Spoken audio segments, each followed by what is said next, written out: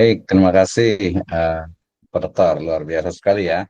Tadi sangat apa ya, komprehensif dan menurut saya amazing ya. Ini teman-teman semuanya, menurut saya ini topik yang Iya, sangat menarik sekali ya, bukan hanya topik ya, artinya tadi sangat detail. Jadi mungkin kalau ada yang belum, tadi ada yang mungkin masuk ke belakangan, itu nanti bisa boleh diulang lagi lah ya. Nanti ada rekamannya gitu. Tapi intinya tadi kalau saya ikuti dari awal sampai akhir, ya ternyata betul. Pertama itu adalah memang memosisikan dari AI ini sebagai tools ya, sebagai alat bantu. Kenapa? Karena tadi sudah ada interviewnya ke narasumber, kemudian juga pasti ada observasinya gitu. Jadi memang sangat membantu dan tadi ada multi application ya. Jadi bukan hanya dari Queen ya, tapi juga dari Avid Note, kemudian juga dari typeset sebenarnya di Spaces itu ya. Spaceset itu juga digunakan juga dan ternyata buku-bukunya itu juga memang lengkap gitu ya, termasuk sampai terakhir tadi yang menarik itu ya di riset metodologinya dan terutama yang belum biasa tuh di referensinya gitu ya, di referensinya. Baik, nanti kita akan diskusi ya, nanti silakan kalau yang mau langsung ada pertanyaan, tapi satu gila. ini Pak Teguh nih mungkin dari saya nih Pak Teguh nih, mungkin kaitannya dengan ini ya, kaitan dengan tadi yang Queen itu ya, Queen ya. Queen menarik nih ya. Sebenarnya tadi saya sudah buka juga nih di Queen, cuman di yang 2.5 ya, Max ini ya.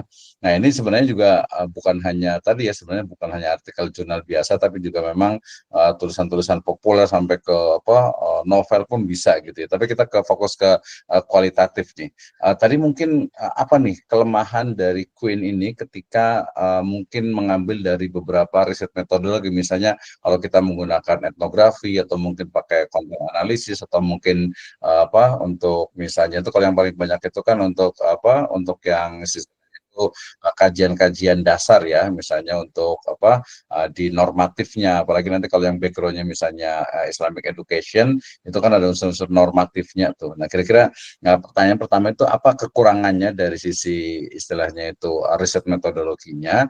Kemudian yang kedua itu untuk mempertanggungjawabkan nih bahwa tadi kita kan memang nggak buka ya untuk misalnya tadi ada Miles and Haberman, kemudian juga ada beberapa buku riset metodologi dan juga yang lainnya gitu. Nah itu bagaimana cara mengatasinya? Silakan Pak Teguh.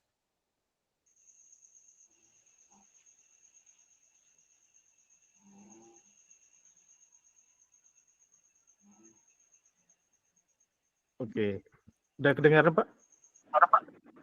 Ya, terdengar dari Mas Edimi. Jadi kekurangan dengan yang kedua itu apa untuk mengatasi? Silakan. Sejauh ini yang paling pintar itu AI ini adalah AI Queen, Queen ya, baik yang 25 maupun Queen 3. Ya itu jauh melampaui batas ChatGPT, jauh melampaui batas dari DeepSeek, dan dia sekarang pemegang rekor. Lagipun ini AI ini ya diberikan gratis kepada kita ya, tidak seperti ChatGPT yang kita harus berbayar ya. Ya, betul. Juga Queen juga kalau kita gunakan itu masih ada batasannya ya, karena Queen memberikan gratis ke kita ya. Kadangkala ya setelah beberapa prompt itu dia akan berhenti sendiri ya, akan berhenti sendiri, keluar pesan error ya, server is busy. Kalau udah server is busy ya sudah, ya kita nggak bisa buat apa-apa, ya.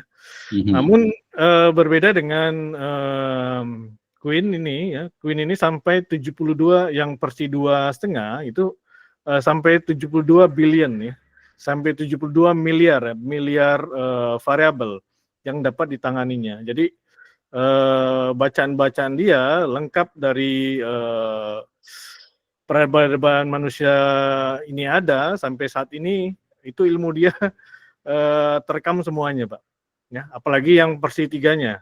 Ya, versi 3-nya ini belum sampai 72 billion. Ya, baru sampai 32 billion. Ya, ini agak lebih disempurnakan. Ya. Jadi khusus untuk metodologi penelitian kualitatif ya, bagi dia tidak ada masalah ya, semua buku-buku itu sudah dibaca dia. Ya, tinggal dia sesuaikan aja sama kita minta apa dia. Ya. Itu seperti itu, Pak. Ya, sejauh ini saya belum lihat ada kelemahannya. kelemahannya dibandingkan sama ChatGPT itu mungkin dia belum bisa buat kanvas, ya. Kalau ChatGPT itu kan ada kanvasnya, jadi bisa langsung kita intervensi, ya kita intervensi dalam apa namanya jawaban yang diberikannya. Jadi kalau kita misalnya kurang puas, yang minta dia perbaiki, ya itu langsung dia, ya ChatGPT bisa. Tapi kalau yang ini belum dikembangkan fasilitas untuk kanvasnya, Pak. Begitu Pak Dr. Wisnu. Oke, satu lagi Pak Teguh nih, terkait dengan tadi referensi, ini kan yang selalu jadi masalah ini ya. Jadi tadi referensi kan ternyata dia harus ada bantuan dari space apa di typeset menyebutnya lah ya, di space itu ya. Nah, kira-kira apakah memang seperti itu atau mungkin ada perlu bantuan lain ya dari aplikasi lain, itu yang pertamanya. Yang keduanya, gimana nih ketika memang tanggung jawab istilahnya itu ilmiahnya, ketika misalnya saya nggak punya, mungkin ada seorang penulis itu nggak melihat bukunya Miles and Habermas atau mungkin juga di strukturalismenya Pak ya, etnografi dan sebagainya. Itu seperti apa nih kira-kira? Oke, sebenarnya ya Queen ini mempunyai kemampuan untuk membantu kita mencari referensi, ya membantu referensi. Namun demikian ya, saya mengkhususkan untuk khusus dia mencari referensi itu ada apa namanya, ada AI sendiri namanya Site AI. Ya, jadi saya Ya. daripada menggantungkan diri pada Queen yang mencari sembarangan, lebih baik memberikan dia referensi, ya referensi dari yang sudah terbukti apa namanya dipakai semua orang ya. Ini juga referensi kita bisa kita tingkatkan lagi. Tadi referensinya dari artikel ya, artikel tahun 2014 sampai artikel tahun 2025. Bisa juga kita minta dia mencarikan referensi dari jurnal-jurnal Scopus nanti. Ya, nah, khusus jurnal Scopus kita bisa minta Slide AI ini mencarikan. Ya, jadi kalau kita sudah menggunakan jurnal Scopus, artinya tingkat ilmiahnya kita bisa kita pertanggungjawabkan itu, Pak. Ya, Oke, begitu. berarti mungkin hampir sama dengan ini ya, hampir sama dengan ChatGPT ya, dari sisi apa validitas lah, kekuatan referensi itu masih belum meyakinkan gitu ya. Untuk makanya harus memerlukan mungkin typeset tadi dan juga yang lainnya. Satu lagi nih sebelum kita ke audiens nih Pak Teguh nih, Pak Dokter. Jadi tadi kan sebagian besar itu jurnal, oke lah sekarang itu memang trennya itu dan memang ke jurnal gitu. Tapi Queen ini bisa nggak membaca buku istilahnya itu ya e-book gitu yang ada di berbagai repositori, kemudian ke depannya nih karena kita sebagian itu besar itu di Islamic Studies, bisa nggak ya kira-kira itu mereka itu bisa membaca untuk literatur-literatur dalam bahasa Arab ya kira-kira ya. Itu saja sebelum nanti ke Pak Rahman nih. Oke, dia bisa baca referensi ya selagi portalnya itu tidak close ya. Tapi kalau misalnya close harus berlangganan, itu dia tidak bisa akses langsung. Yang dia bisa akses langsung adalah jurnal-jurnal atau portal-portal yang terbuka untuk umum. Ya, jadi memang bisa kita nanti perintahkan dia baca apa namanya di website tertentu atau kita minta bacakan dia apa, ya dia bisa. Ya, tapi kalau di apa namanya di portal-portal yang terkunci yang harus izin apa namanya masuk harus kita berlangganan, dia memang tidak bisa itu Pak. Itu ada keterbatasannya dia. Oke, betul, betul. Jadi kalau beberapa repositori itu kan memang dia open ini ya, open akses ya. Nah, itu kan Ya. banyak tuh. Kayak sebelum ke Pak Rahman nih, kan ada yang bertanya dulu di Pak Nasihuddin ini, ada yang bertanya nih, mungkin boleh dibandingkan nih Pak Teguh nih, antara bedanya apa sih kelebihan dan kekurangan antara Queen ini dengan DeepSeek ya. Nah, mungkin tadi belum sempat dibahas nih, nanti sebelum langsung ke Pak Rahman nih, silahkan. Apa nih, apa sih kelebihan kekurangan antara Queen dengan DeepSeek ini ya? Oke, udah saya apa namanya, saya senggol tadi ya, DeepSeek itu hanya beberapa, kalau kita gunakan ini kan ada minimal 9 prompt ya. Kalau DeepSeek itu paling 3 prompt itu sudah macet, Pak. Itu sudah saya buktikan berkali-kali macet dia di prompt ke-3, prompt ke-4 itu udah macet dia. Nah, kalau sudah macet seperti itu ya kita tak bisa apa-apa. Ya kita harus nunggu dia kembali normal ya. Itu karena fasilitas gratis yang dia berikan. Berbeda dengan Alibaba itu royal ke kita ya. Dia berikan token ke kita itu sebanyak 40.000 token. Bayangin Bapak. Ya tadi saya baru sudah habiskan 38.000. 38.000 token sudah saya habiskan dari 40.000 token. Nah, itu baru sekitar 3 bulan itu. Ya, sekitar 3 bulan. Itu pun belum habis tokennya, ya. Sampai tokennya habis, nah nanti dia reset lagi. Berbeda dengan DeepSeek ya. DeepSeek itu memang ada kelemahan lah.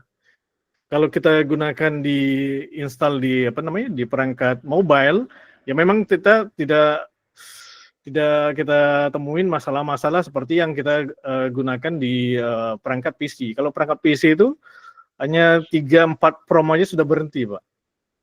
Itu Pak masalahnya. Oke ya, jadi promnya ya, karena memang tadi berarti ya lebih powerful untuk Queen ini ya. Kalau Queen ini tadi juga ada yang berbayar, ada juga yang memang yang free ya. Sebenarnya yang free ya Pak Teguh ya. Baik, sebelum kita lebih lanjut lagi, kita ke Pak Rahman nih. Silakan Pak Rahman, silakan boleh langsung open mic dan boleh ini dipersilakan. Ada yang mau ditanyakan langsung nih.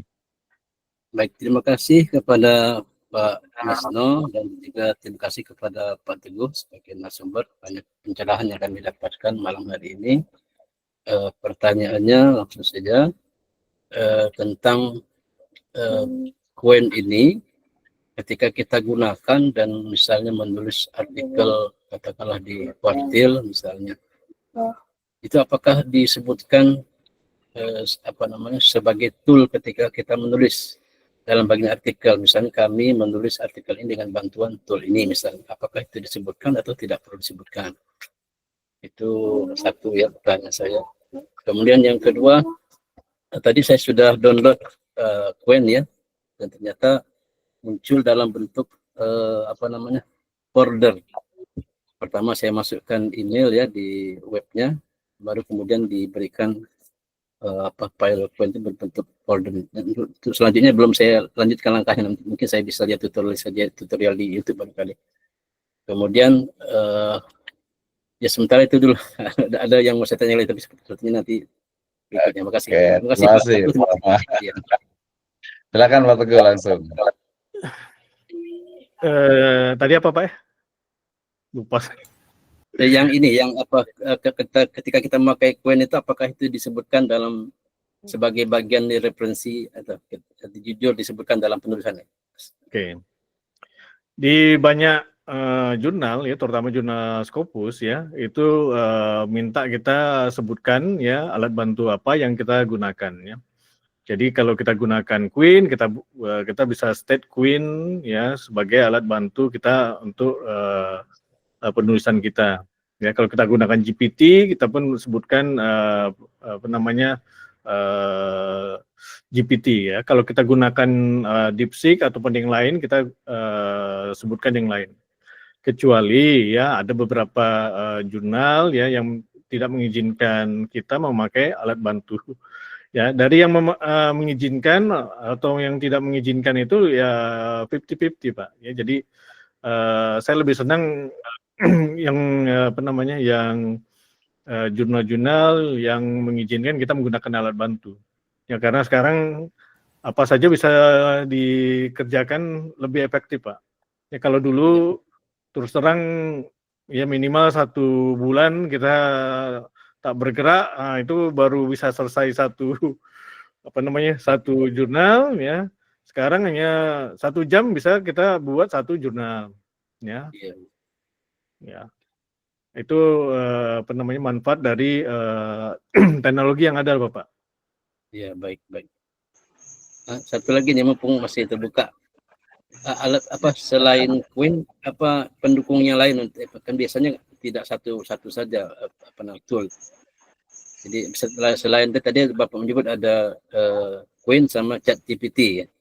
Artinya kita kan perlu disiapkan di jendela layar kita Queen misalnya, kemudian ChatGPT, apakah ada lagi yang sangat diperlukan untuk selain Queen toolnya? Terima kasih. Kalau saya alat AI-nya yang sekarang menjadi alat bantu saya setiap hari itu hanya Queen, Pak. Ya, hanya Queen yang tidak berbayar, yang free ya, memberikan token sampai 40.000 itu ya, belum habis sampai sekarang, udah 3 bulan ini. Ya, kebanding kita langganan ChatGPT yang kemampuannya juga terbatas ya, yang juga tidak bisa kita gunakan tiap hari ya, juga sering ada masalah dalam pembacaan ya. Lebih baik saya gunakan khusus untuk tugas-tugas seharian itu Queen ini, Pak. Ya.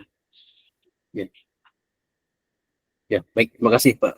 Terima kasih Bang Oman ya, mudah-mudahan cukup jelas. Jadi memang lebih powerful karena memang bicaranya itu membuat artikelnya itu dia cukup panjang dan artinya itu lebih mendalam gitu ya. Mungkin kalau ChatGPT itu mungkin memang hanya waktu yang mungkin singkat, apalagi kan beberapa juga hanya pakai mungkin mirip dengan Meta lah ya, hanya bertanya secara umum dan cepat. Sementara kalau kita kan butuh itu kan memang betul-betul detail tadi. Dan promnya saya sudah share juga di grup itu.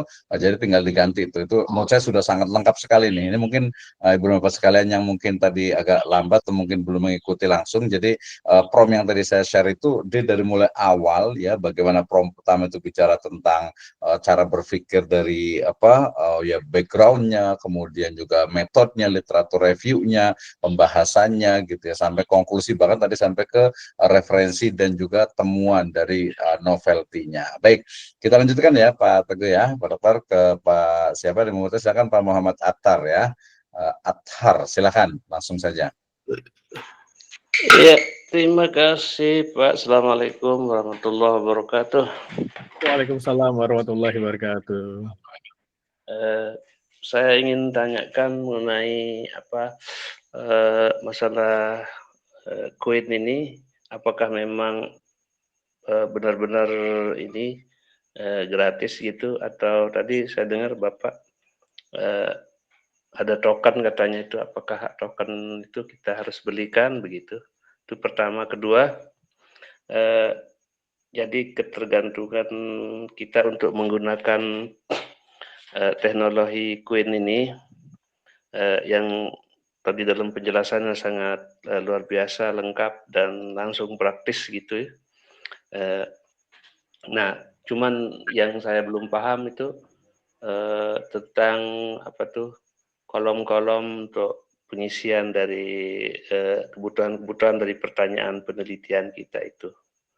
Nah, kemudian yang ketiga itu mengenai ini kan kita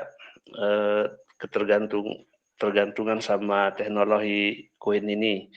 Nah, kan di dalam meneliti penelitian atau riset secara konvensional yang kita lakukan dulu sebelum adanya teknologi ini kan langsung misalnya di lapangan gitu, dengan penelitian metode kualitatif misalnya gitu kan. Nah, apakah setelah adanya teknologi ini sekarang kita cukup hanya mengisi prom-prom yang seperti Bapak Teguh tadi sampaikan secara praktis itu, yang 9 prom itu, ataukah perlu kita ramu dengan lain-lain gitu, atau tambah-tambahkan begitu, atau apakah kita perlu membuatkan narasi-narasi atau deskripsi apa gitu, atau apakah cukup dengan hanya 9 prom itu gitu. Terima kasih. Assalamualaikum warahmatullahi wabarakatuh. Oke, saya jawab ya yang pertama ya.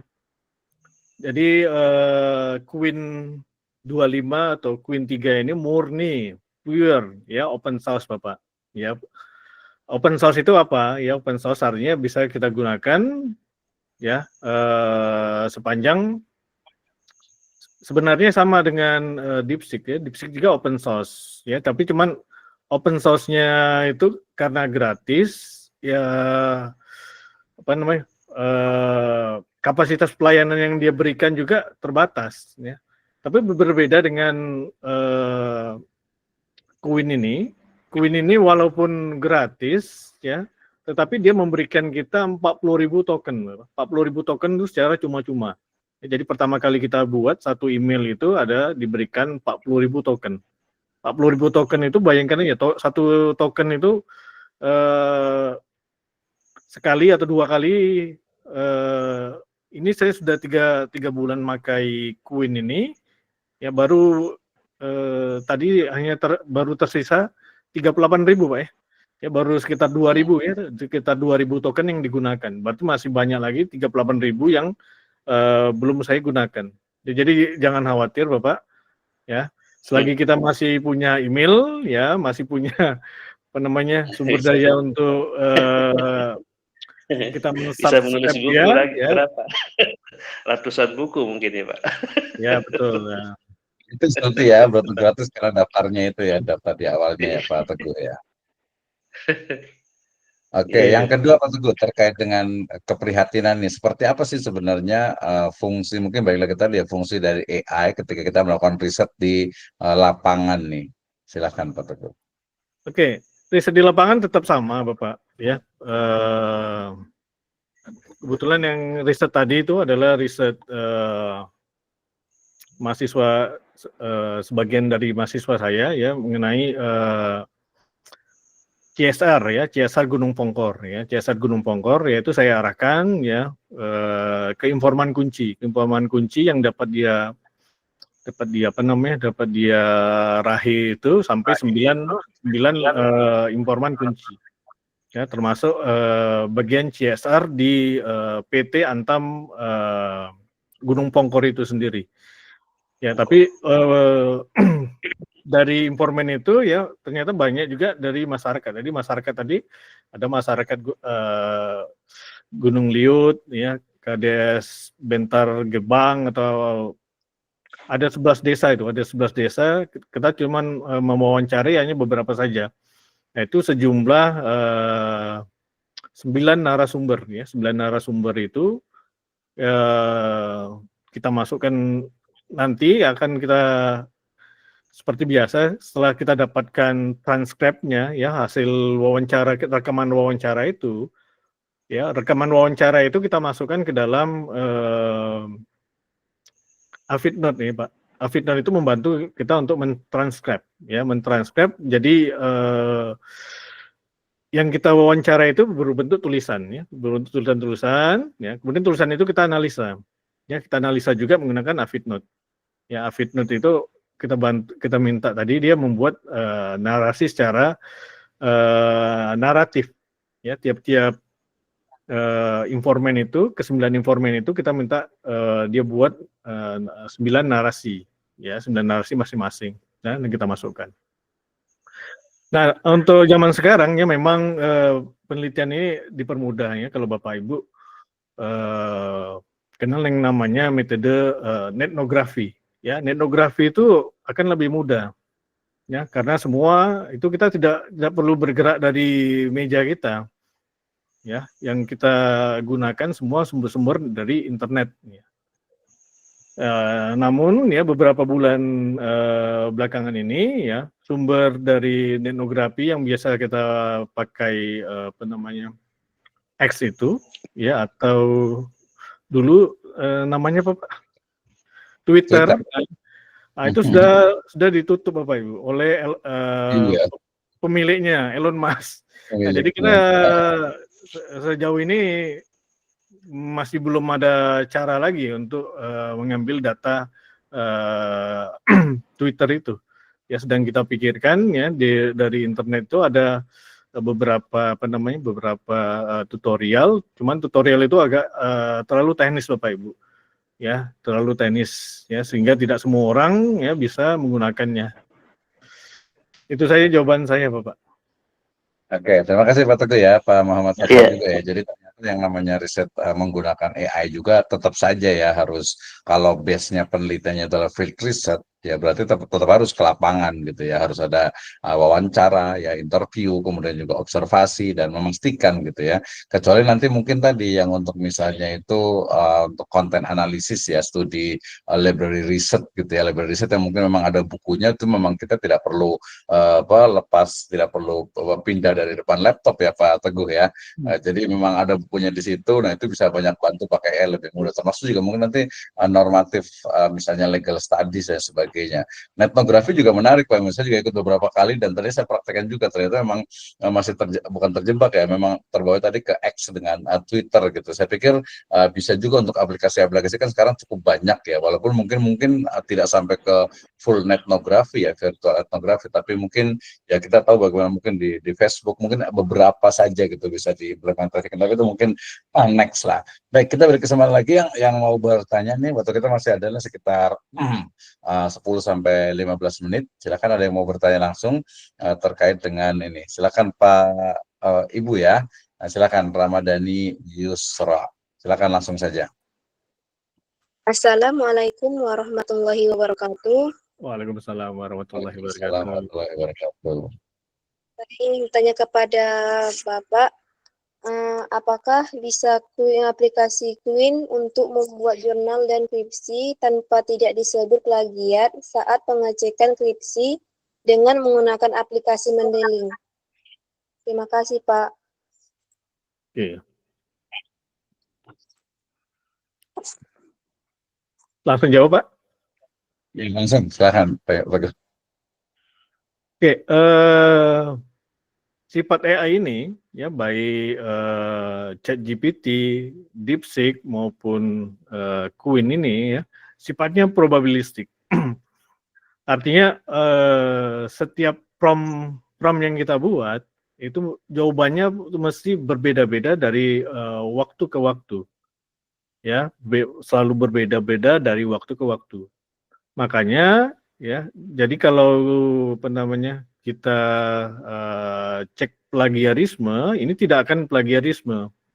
Ya minimal adalah 3% itu ada. Ya, tapi tak lebih dari itu ya. Sudah saya coba itu di ChatGPT itu. ChatGPT itu cek plagiarism Turnitin-nya itu hanya 3%. Ya, murni 3%. Ya, itu dari waktu ke waktu ya. Jadi kita buat hari ini dengan kita buat kemarin dengan kita buat besok itu hasilnya akan berbeda-beda ya, tidak akan pernah ada kata-kata yang sama Bapak Ibu ya, termasuk yang malam ini yang saya ada accidental ya, tadi ada accident juga ya, seharusnya saya bisa menjalankan prompt ya yang sudah ada di mesin Quinn saya, tetapi ternyata hilang tadi ya. Ya ternyata agak hilang, terpaksa saya jalankan lagi ya malam hari ini dengan secara live ya. Itu berbeda dengan yang sudah saya buat ya, agak sedikit berbeda, slightly berbeda dengan yang sudah saya buat di sebelum pelatihan ini ya, sebelum hari ini itu agak berbeda ya, itu memang ya, itu biasa seperti itu karakteristik dari AI itu namanya. Demikian Bu Ramadhani ya. Iya, Pak. Oke, terima kasih ya. Jadi nggak perlu khawatir ya. Insya Allah setiap ini beda dan bebas dari Turnitin gitu ya. Bebas dari untuk checker plagiarism. Baik, terima kasih. Silakan yang mau bertanya. Siapa lagi yang mau bertanya? Pak Nur Hadi mungkin ada yang mau bertanya. Ternyata tadi saya coba juga di ini, ternyata juga bukan hanya jurnal ya. Quinn ini bisa untuk menulis berbagai jenis tulisan ya. Pak Teguh ya, Pak Dokter ya. Termasuk juga kuantitatif juga bisa mungkin Pak Teguh ya. Betul. Sangat mungkin ya, termasuk juga tadi saya coba untuk ini, saya bikin buku tentang filsafat hukum Islam juga, ternyata bisa juga dia memberikan banyak sekali alternatif. Ini tinggal tadi kuncinya itu berarti adalah di ininya ya, di prompt-nya ya, di prompt-nya yang memang betul-betul tadi harus detail dan mungkin ya berbeda dengan prompt yang lainnya gitu ya. Baik, silakan ada yang mau bertanya lagi, Bapak sekalian terkait dengan tadi untuk Queen ini ya. Karena mungkin sebagian nanti ada yang masih belum paham terkait dengan ini mulainya dari mana nih. Karena tadi kalau saya lihat ini levelnya memang level master ini Pak Dokter nih. Jadi levelnya master, jadi sehingga langsung pakai prom, kemudian langsung pakai 1, 2, 3, dan itu sebenarnya ya itu amazing ya, sangat sistematis sebenarnya. Cuma mungkin ada teman-teman termasuk juga yang mungkin awalnya menulisnya itu pakai bahasa Indonesia. Tadi kalau Queen pakai bahasa Indonesia juga lebih mudah ya, nggak ada masalah ya Pak Dokter ya. Nggak ada masalah, ya. Itu apa namanya prom itu sebenarnya untuk bahasa Indonesia ya. Kebetulan jurnalnya yang kita masukkan jurnal berbahasa Inggris, harus kita apa namanya beri perintah dia ya terakhir write in English ya. Nah, dia akan secara otomatis menuliskan ke dalam bahasa Inggris ya Pak. Iya betul ya, ini hampir sama dengan itu ya, beberapa AI kan juga tinggal klik kanan kemudian transit, termasuk juga yang saya juga pakai yang Quillbot Flow itu juga dia sama gitu ya, jadi klik kanan langsung English to bahasa itu langsung jadi. Baik, waktu kita masih sekitar 6 menit nih Pak Dokter nih, mungkin tadi karena maju lebih awal, kita kasih kesempatan yang bertanya dulu, tapi nanti ada satu pertanyaan nih mungkin bisa buat ini Pak Dokter Teguh nih terkait dengan menulis, mungkin saya mohon penjelasannya dalam 3-5 menit terkait dengan bagaimana sih sebenarnya ini, kebetulan teman-teman sebagai besar itu ada mahasiswa di S1 dengan di S2 yang mungkin dari sisi pengalaman ini masih ya mungkin masih perlu banyak belajar lah gitu ya, perlu banyak belajar nih. Gitu ya. Tapi sebelum itu kita dari Pak Nasihudin juga ada tambahan dulu nih ya, dari Pak Nasihudin nih. Jadi pertanyaannya bagaimana Queen menghadapi Turnitin? Tadi sebenarnya udah dijawab ya. Gimana nih menghadapi Turnitin, sama termasuk mungkin ada tambahan ini, kalau kan sempat beda juga nih pakai apa ChatGPT, Zero GPT, gimana nih Pak Dokter nih? Ya itu apa namanya bisa kita gunain ya, namanya Humbot ya, AI yang apa namanya khusus mengkhususkan diri menghindari dari plagiarism. Hanya saja ya setelah saya pikir-pikir dengan kita menggunakan Humbot ini ya ada kelemahannya juga ya, ada kelemahannya juga. Ya bahasa Inggris kita tuh akan menjadi kacau ya, bahasa Inggris kita jadi nggak enak dibaca ya, jadi istilahnya orang bilang ya bahasa Inggris anak SMP gitu loh ya, sedangkan kita sudah tingkat kuliah, tingkat master apa segala macam, bahasa Inggrisnya apa namanya tingkat tinggi ya, dimasukkan ke Humbot ini ya, level bahasa Inggris kita akan turun jauh ya, turun jauh. Kira-kira ada yang komentar di grup, oh bahasa Inggrisnya seperti bahasa Inggris anak SMP ya. Ya saya akhirnya saya sadari memang itu kelemahan dari apa namanya dari Humbot itu ya, akhirnya ya sudah alamiah saja. Jadi kalau gunakan ChatGPT saja, kalau gunakan Queen saja, atau DeepSeek saja, tak ada masalah itu ya. Begitu Pak Wisnu. Oke, ya betul sih tadi. Saya juga sama. Jadi kan kalau apa istilahnya itu konsepnya tadi untuk yang menghindari Turnitin itu kan perubahan ini ya, perubahan apa istilahnya itu tata bahasa ya. Sehingga sama ketika saya juga ketika suruh di paraphrase gitu, ternyata memang bahasanya jadi berubah, bahasa Indonesia juga berubah, lagi bahasa Inggris ya. Jadi tadinya mungkin levelnya S1, S2 malah jadi SMP atau SMA gitu. Ini menarik nih. Oke. Ini kalau dari Pak Rizal ini minta dipraktek dari download sampai penggunaan, oh panjang juga nih, dari mulai 2 jam lagi nih kayaknya nih Pak Teguh ya. Tutorialnya cukup banyak sih, saya lihat di YouTube juga di Queen ini cukup banyak. Tadi Queen itu keluaran dari Alibaba ya Pak Teguh ini ya? Ya dari Alibaba. Alibaba ya, artinya sebenarnya memang ya paham sih, sangat royal dalam artian itu memang mungkin sekarang nih, nggak tahu nanti ke depannya itu apakah akan berbayar atau tidak, mungkin tinggal kompetisinya aja gitu. Jadi kita mestinya memang bisa manfaatkan, mumpung teman-teman ada yang belum lulus nih ya, belum selesai untuk kuliahnya gitu. Ini kan sekarang itu rata-rata kan hampir semua dosen itu memberikan tugas itu pasti jurnal gitu kan. Ini menarik nih. Oke. Nah, ini oke, Pak Saryamin, terima kasih ya, kata langsung dipakai, ini bermanfaat sekali nih Pak Teguh ya, untuk Pak Dokter ya, untuk apa tadi promnya sudah saya share di grup ya, luar biasa sekali. Biasanya orang itu agak-agak pelit-pelit dikit biasanya gitu ya, jadi ilmunya itu nggak mau dikasih biasanya itu ya. Agak susah nih ya. Oke, terima kasih banyak Pak Teguh. Nah, ya ini 5 menit lagi Pak Teguh. Saya mungkin ini bahkan dari basic sekali, mungkin agak sedikit lepas dari dari AI, walaupun berkaitan.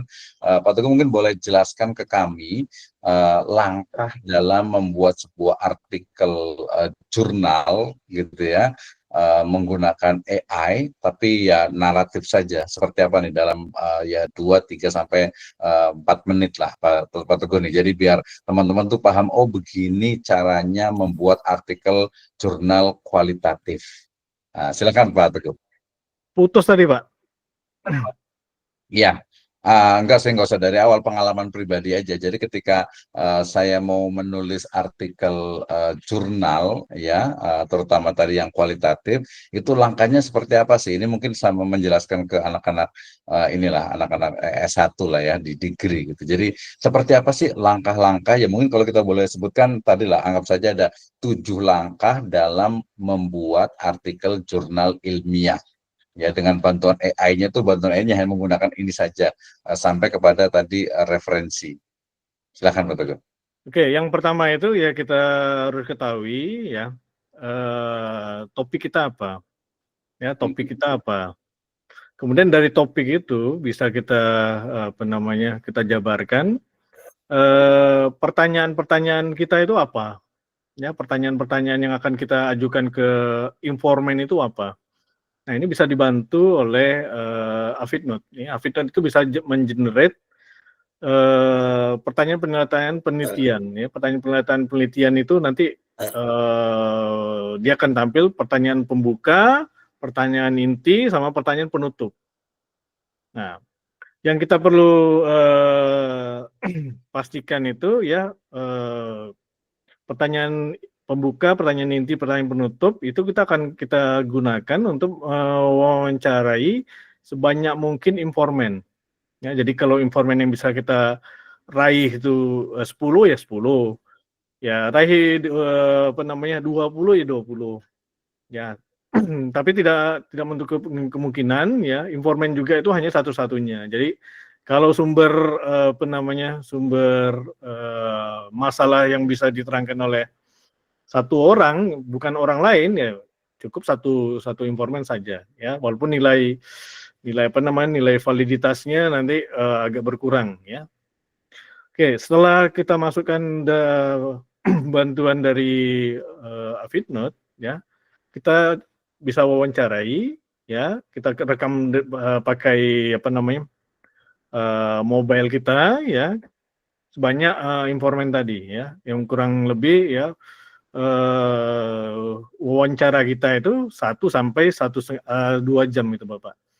Ya, itu itu minimal lah, ya 1,5 jam atau 1 jam lah minimal. Ya, jangan kurang dari 1 jam kalau untuk wawancara kualitatif. Ya, jadi kalau wawancaranya berapa? 15 menit, nah itu tidak ada apa-apanya. Wawancara apa? Cuma setengah jam itu tak ada apa-apanya. Jadi wawancara itu minimal 1 jam atau 2 jam. Ya, itu yang kita peroleh. Jadi dari dari 9 informan tadi, ya 9 kali 2 jam. Itu berapa jam itu? Ya, 2 kali 9 itu. Ya, 180 menit gitu. Kemudian setelah itu ya, setelah kita dapatkan dapatkan interview, ya kita masukkan kembali. Ya, masukkan kembali ke mana? Ke Avidnote. Ya, Avidnote ini bisa mentranskrip sampai berapa 2,5 jam. 2,5 jam dia kasih free itu. Ya, 2,5 jam bisa free ya. Itu bisa dimasukkan ke Avidnote. Ya, bisa di Avidnote. Termasuk analisis naratifnya. Ya, naratifnya bisa dia generate sekali. Nah, setelah dapatkan analisis naratifnya, ya kemudian kita masukkan ke AI Queen ini dengan bantuan prompt tadi. Begitu saja, Pak. Oke, terima kasih. Jadi ketika dimasukkan ke Queen ini, otomatis dari mulai abstraknya, kemudian introduction-nya, literatur review-nya, sampai ke diskusi dan pembahasan, konklusi.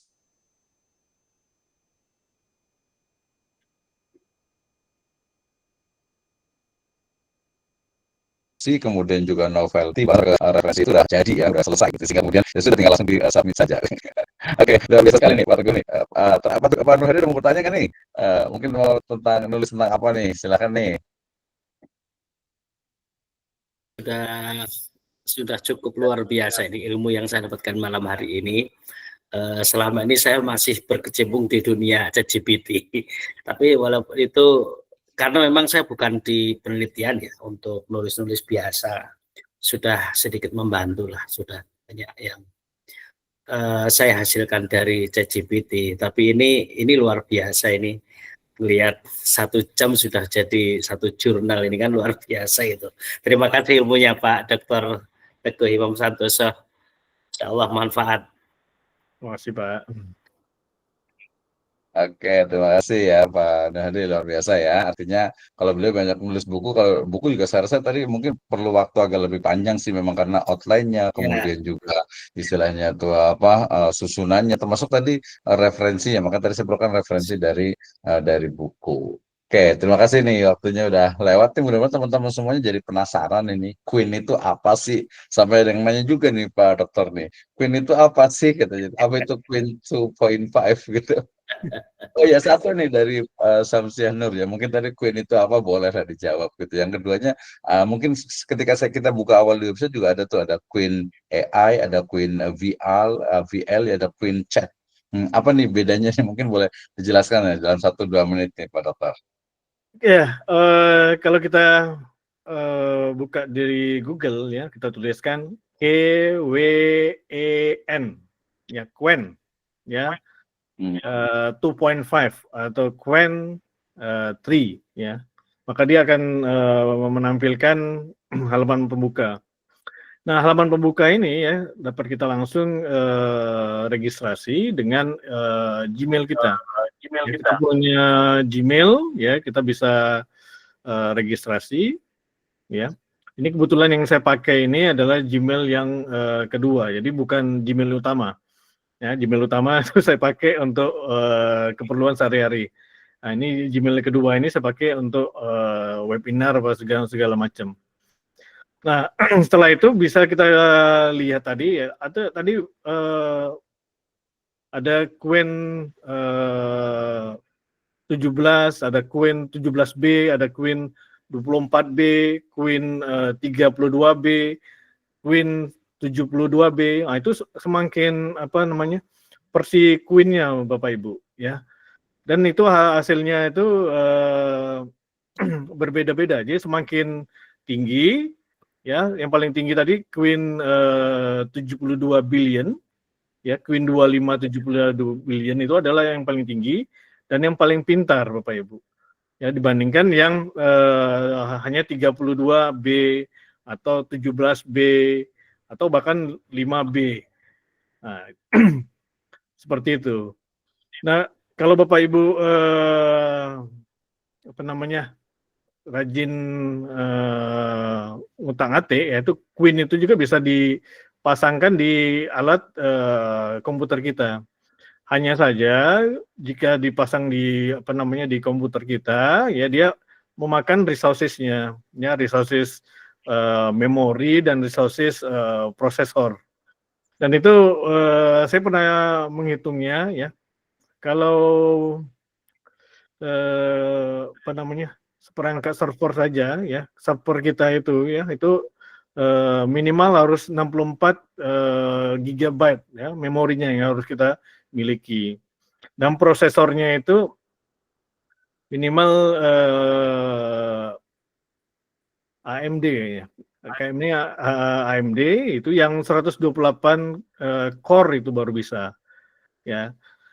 Kemudian saya berpikir lagi ya, daripada saya menjalankan itu di perangkat saya sendiri, ya lebih baik ya sudahlah mengandalkan yang diberikan oleh oleh websitenya Queen saja ya.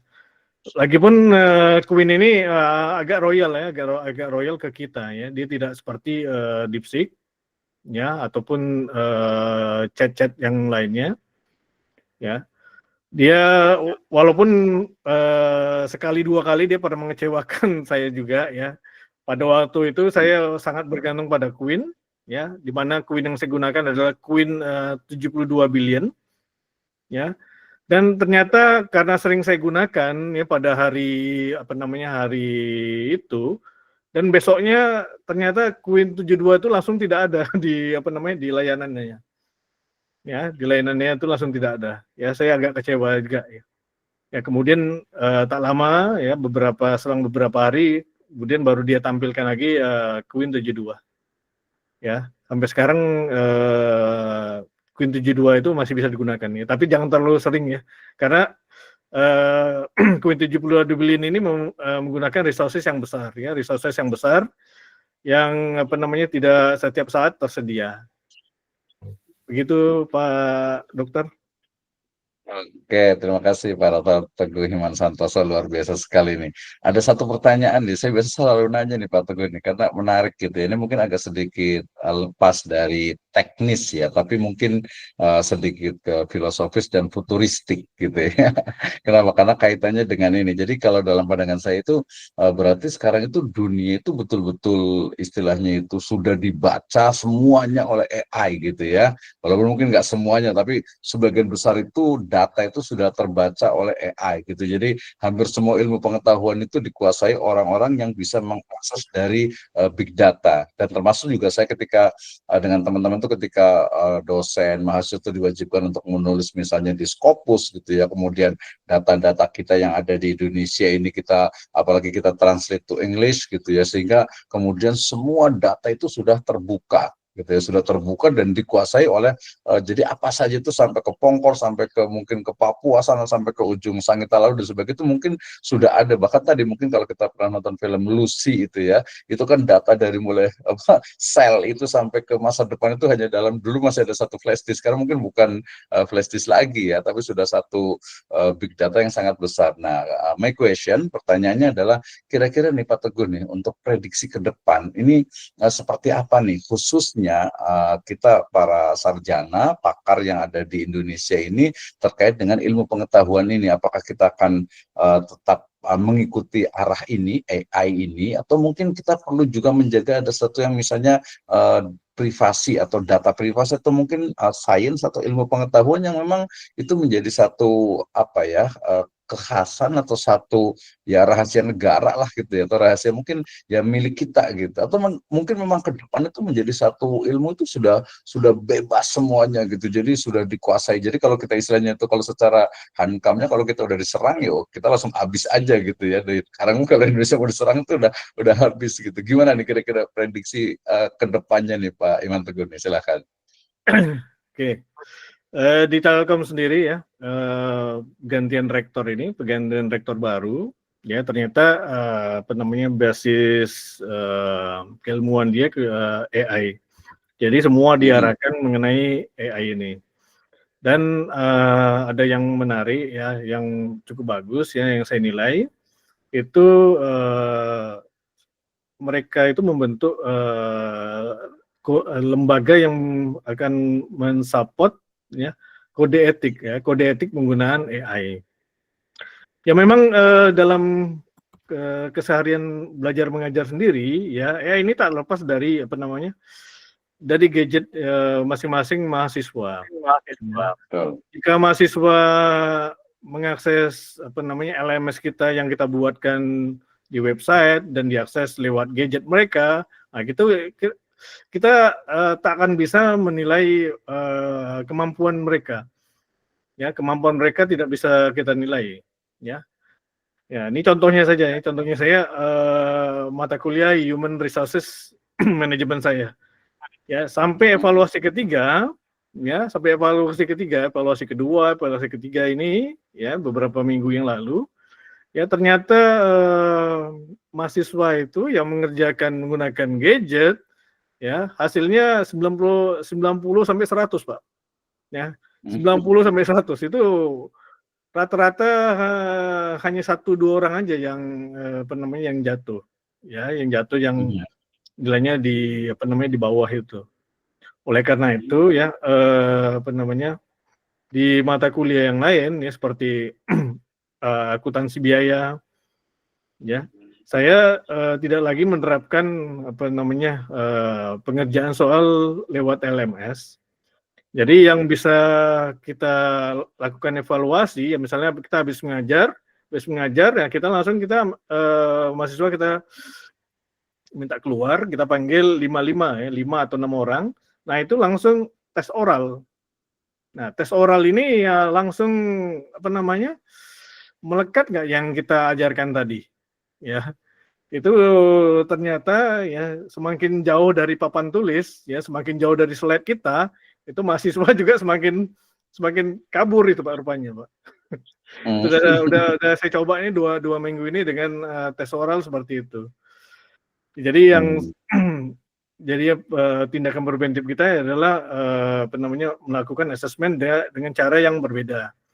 Kalau dengan cara yang berbeda itu ternyata mereka masih pegang HP juga, ya itu sudahlah, ya. Nah itu dari profesi kita seperti itu. Ya, dari yang Bapak tanyakan itu juga, ya itu mungkin saja terjadi, Pak. Ya, kalau kita diserang oleh negara lain, ya, oleh Amerika mungkin atau oleh China, ya kita tidak punya pertahanan keamanan lainnya, sementara kita hanya mengandalkan apa namanya dari AI yang mereka buat, nah itu sudah habis lah kita Pak. Ini kalau misalnya Cina mau memblokir, ya kita tak bisa mengakses DeepSeek, tak bisa kita akses, ya kemudian Queen tak bisa kita akses. Kemudian kalau Amerika pun berbuat demikian, nah kita ChatGPT tak bisa kita akses, sudah habis kita. Iya betul.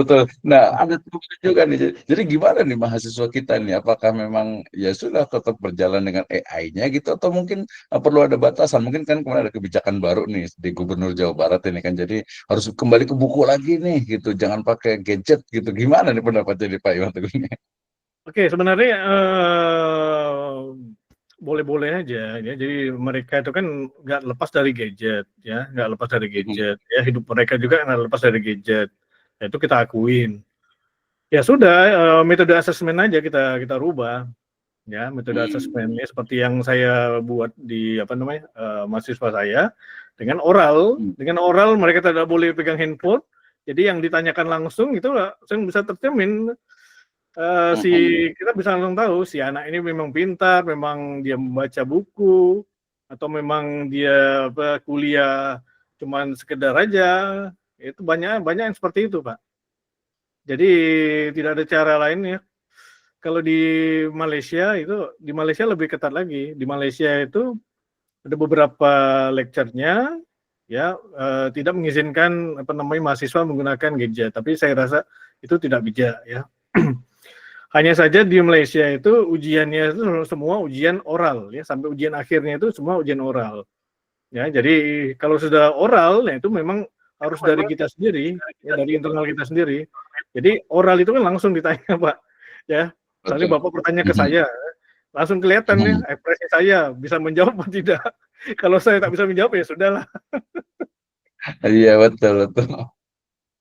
Iya, iya betul sih Pak Dokter. Ya jadi saya sendiri juga seperti kalau saya malah kalau pas ngajar itu kalau sekarang ini pasti menggunakan bukan pasti ya, artinya gadget itu selalu digunakan gitu. Kenapa? Karena nggak bisa mereka ketika dilarang pakai gadget artinya suruh taruh dulu atau dimatikan dulu itu sulit gitu. Malah mereka kadang malah ada yang bermain di belakang. Akhirnya kita dari pola duduk kan juga kita harus buat setengah melingkar itu yang pertama. Kedua silakan sekarang buka gadget cari informasi ini. Jadi saya udah sekitar 2-3 semester ini ya, itu selalu udah pakai HP. Pokoknya kita belajar itu bahkan berbasis pada handphone. Silakan buka ChatGPT, silakan buka Meta AI. Tapi tadi betul, kita gunakan juga oral juga. Artinya ketika sekarang baca dulu dari ChatGPT hasilnya, baca dulu dari Meta gitu. Setelah itu coba pendapat Anda itu seperti apa gitu ya. Jadi di situ memang tetap saja yang penting kan pemahaman gitu. Walaupun mungkin hanya naratif atau deskriptif, tapi dia bisa memahami dari apa yang dia baca gitu ya.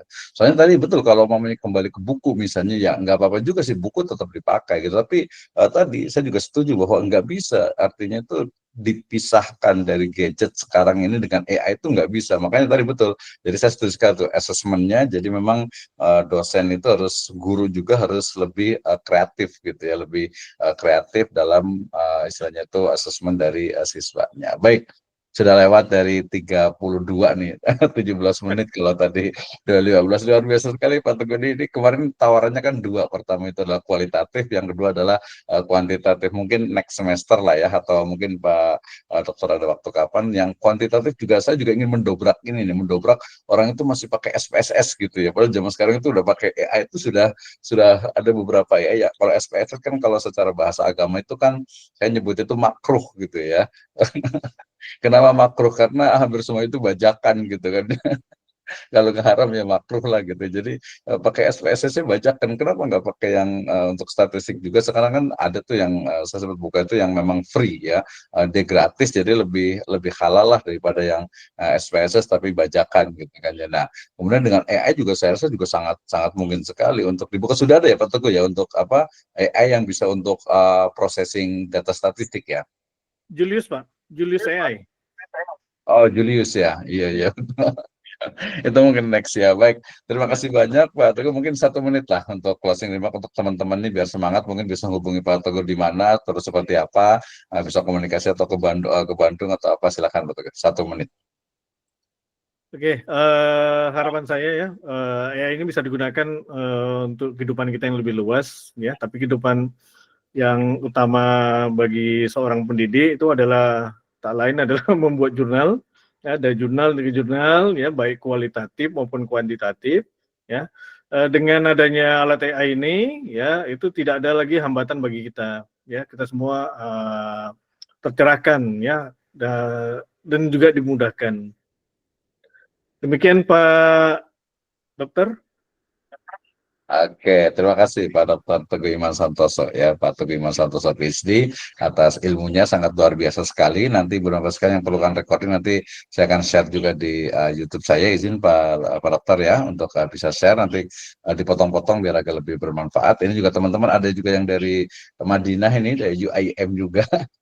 Ini pengen belajar nulis juga katanya, nanti kita sama-sama belajar lah ya. Nanti mudah-mudahan kalau belum paham nanti boleh ditanyakan ke saya, bisa di sekolah juga, bisa sama-sama kita insya Allah akan berlanjut untuk terus sharing ilmu bermanfaat tadi untuk masyarakat, untuk umat, bangsa dan juga negara. Terima kasih untuk semuanya. Pertama saya ucapkan terima kasih untuk Bapak Teguh Iman Santoso PhD dan juga teman-teman semuanya sudah hadir pada kesempatan kali ini. Mudah-mudahan bermanfaat ya dengan menulis. Mudah-mudahan itu juga kita berkontribusi untuk pengembangan ilmu pengetahuan, dan yang lebih penting adalah bermanfaat untuk semesta ini. Kita tutup dengan alhamdulillah dan doa kafaratul majelis. Alhamdulillahirabbil alamin. Subhanallah wa bihamdika asyhadu an la ilaha illa anta astaghfiruka wa atubu ilaik. Allahumma qil aqwamit thariq. Wassalamualaikum warahmatullahi wabarakatuh. Waalaikumsalam. Luar biasa. Ditunggu yang lain ya biar semangat. Waalaikumsalam warahmatullahi wabarakatuh. Bagus, terima kasih. Terima kasih semuanya. Terima kasih.